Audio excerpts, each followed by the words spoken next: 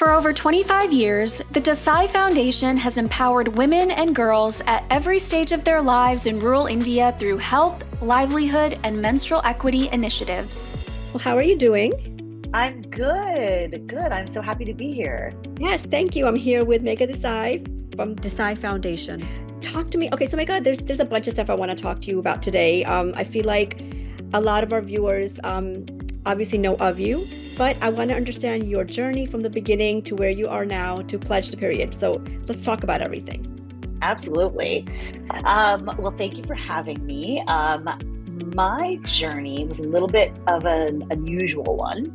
I started out with a career in advertising after finishing school, worked in advertising for a little over a decade. I was lucky because I was good at it. And so I, was put on really cool projects and got to do really cool things. But when you're working 90-hour weeks, you want to feel a different way after that week is over. And for me, I just wasn't getting it working in advertising, like working for the types of products that I ended up spending most of my career in. And I'm not discounting if people get satisfaction out of that. This was just the way that I was feeling. And so I tried to look for ways to kind of break out of that feeling that I really actually, if I'm being honest, looking back, I couldn't really identify. Like I didn't know what was missing, And so I broke out on my own. I started my own marketing firm because I thought, let me take a quick break and reassess like the types of projects that I really want to work on. And so I started working with different clients that were kind of in the impact field or in the startup space. I did work with some big corporates, but those were also all like impact projects. And so there, I started to feel this like, oh, these are the stories I want to be telling. These are the missions that I want to work 90-hour weeks to fulfill. And so I started working with a bunch of other nonprofits. And then the Desai Foundation was at a very critical time in its life cycle. So the first 10 years, it was a family foundation that was run really to kind of build the right, in startup speak, MVPs, most viable products. And so for the first 10 years, the founding family invested its own money in building those building blocks, right? So how can we build the programs that we know are going to be scalable, impactful, and able to bring great impact. And so once those programs were developed, they made this really unusual shift to go from being a family foundation to being a public one. There are a couple of reasons for this. One is it's kind of very entrepreneurial in spirit, right? Once you build the MVP, you want to scale and grow, and that's how you scale and grow. But also, it's because we knew that we need more seats at the table, right? We can't, it's not like if it's a family foundation, it could be like only I can fix this mentality. And we really don't want it to be that way. We wanted it to be like, okay, let's use these building blocks that we've created and then grow. And so that is where I came along. Originally, my task was actually just to launch through the pivot. So find a board of directors, write a mission statement, build a website. But as I continued to work more and more on the project, I started to visit more. I started to connect with the programs, the people that we serve. And I raised my hand and said, I'd like to apply for this job full time. And so that is kind of what brought me to this moment where after a decade now I've been running the Desai Foundation. When we made that pivot, we were in 250 villages, operating 15 programs in one state. Today we are in 8 states, operating 32 programs. Wow. In 3,750 villages and have just crossed 10 million lives impacted. And so that is kind of the journey that I've been on with the Desai Foundation. Wow, that's amazing. I mean, kudos to you. Thank you. Thank you. All this time into this, what is your most challenging moments that you kind of had to come across? Oh, there are many.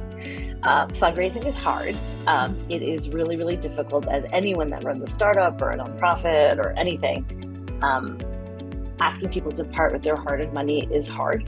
And so there is a lot of storytelling that happens. And I think hopefully my background in advertising helps with a little bit of that, but it's still really difficult to simply ask people to open up their pocketbooks, even when it's for a good cause, even when you know that your product that they're investing in has worth and value. It's just hard. So that's one for sure.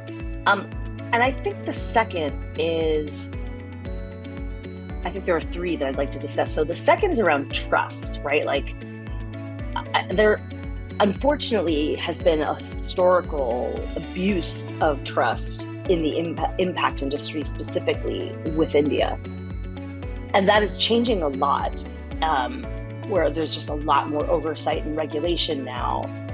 But it's hard for a community to rebuild that trust. And so I think that is something that not just myself, but a lot of other peers of mine that run nonprofits that are working in India have had to overcome and really work with. And so I've had the great privilege of going into some of these communities, like in Texas or in Diaspora, Dasra, and having this conversation about trust and saying, like, we get that you're skeptical. And what we want to do is when you come to us and consider us for a donation, put us through the ringer, like ask for our tax returns, ask for all these things. But then once you establish that trust. And I think that sometimes when you have to constantly fight every time for that trust, like for me personally, it's exhausting. And so that is, a second challenge. And then I think, considering you've been around so long and you have so much to show for it, I guess it's still a struggle. It's always going to be a struggle. I think that, especially when you're doing something that seems far away, right? Like that was going to be my third thing is, for a lot of folks, if they were born in India, if they spend a lot of time in India, they think they understand India. But the truth is, you can't understand a country that is so radically diverse with 1.4 billion people. I spent so much time there. My whole life is working in the rural communities, and I would never say I understand India.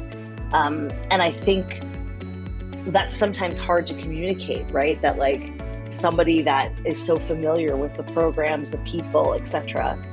And so the solutions to these programs and these and the problems that we're trying to solve, they have to come from India, right? Like it has to be the people in the communities on the ground. So sometimes I will, be out in the world fundraising, and someone will be like, "Oh no, you shouldn't do that. You should teach English." And it's like, well, it's not really necessary for these people to learn English in this small community that they live in, that they, we're not trying to educate people so that they all move to the city. We're trying to cultivate dignity so that they can live wherever they want to live, whether that means if it's in their village or if they want to move to the city. And so I think those are the three things, right? Like, it's just like fundraising is hard. Trust is hard to break through that barrier of trust once it's been broken. And as an industry, I think that it broke. And then third is just making sure that I'm really listening, making sure that I'm really listening to the people on the ground, what their needs are. Everyone on my team in India is from a rural community. So, we invest heavily in making sure that we're listening. So is that a challenge? Because you had mentioned those three challenges. So would that be a challenge, you say?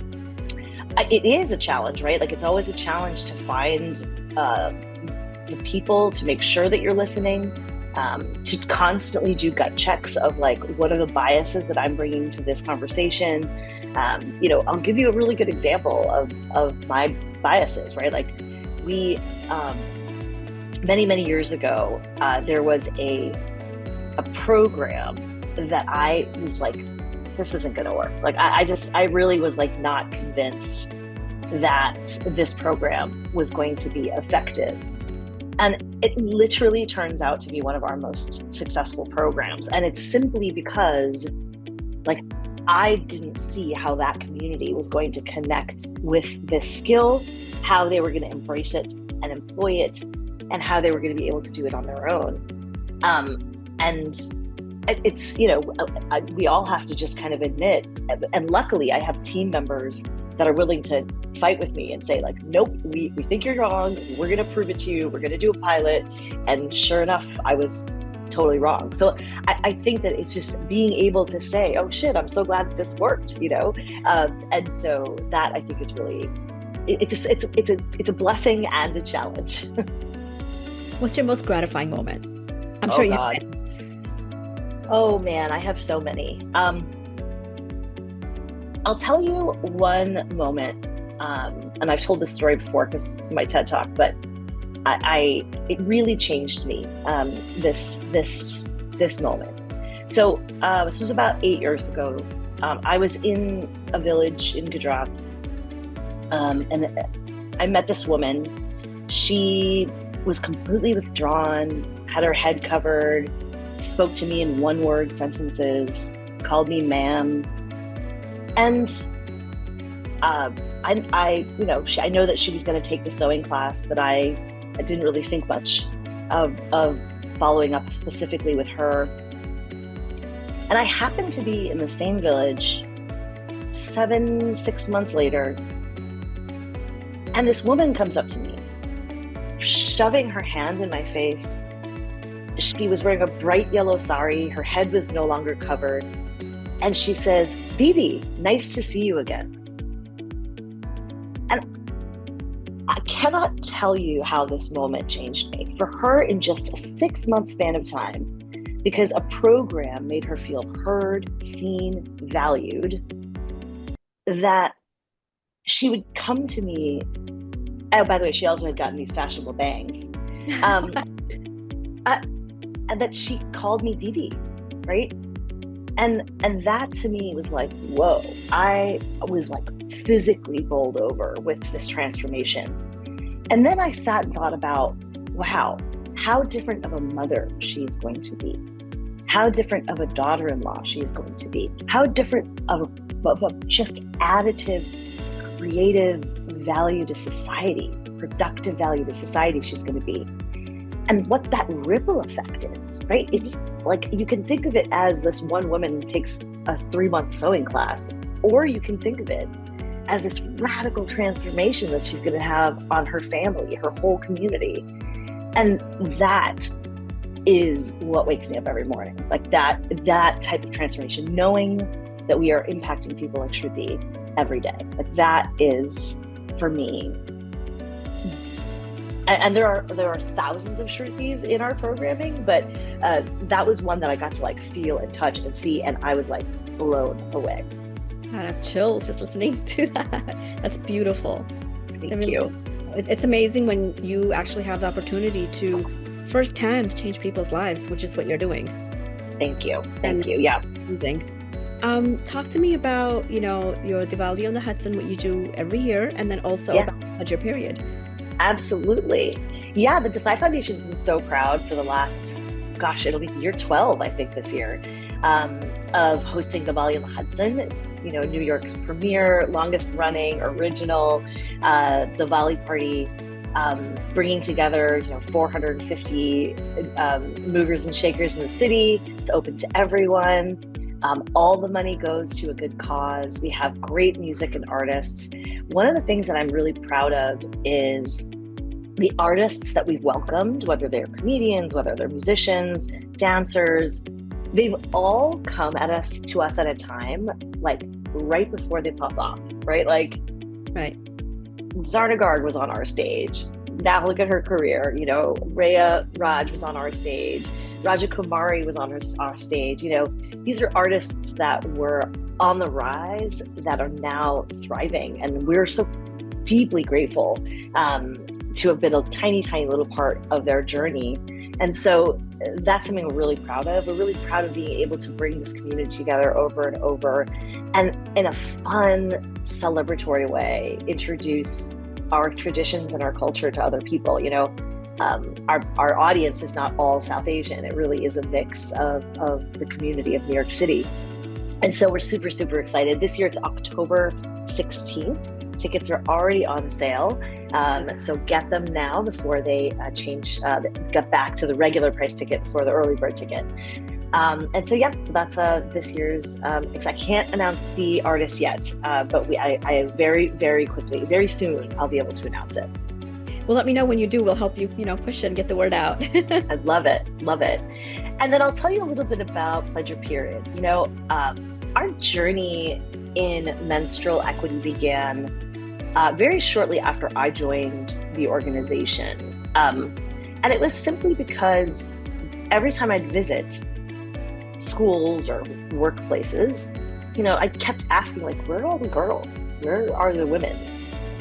And the answer I often got back was, this school doesn't have a bathroom. So when girls are on their period, they stay home. Or this office doesn't have a bathroom. Or, she doesn't have any products to manage her period. So she has to stay home, or she can't move around the community.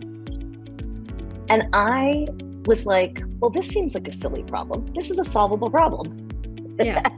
And the more I dug into what on the surface just seems like a solvable problem, the more I realized the depth of this issue.